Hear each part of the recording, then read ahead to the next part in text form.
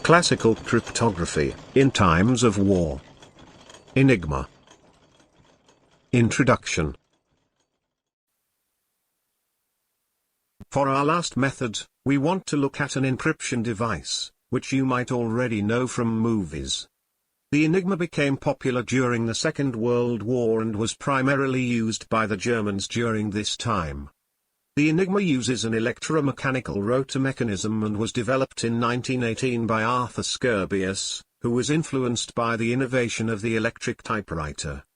The commercial sale started in 1923, but when the German military became interested in the Enigma, its sale to civilians stopped in 1928.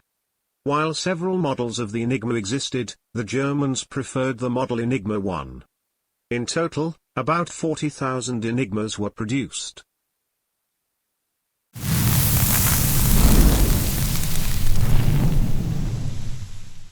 If you want to learn more about the cryptography and other interesting topics, go to embeddedacademy.com.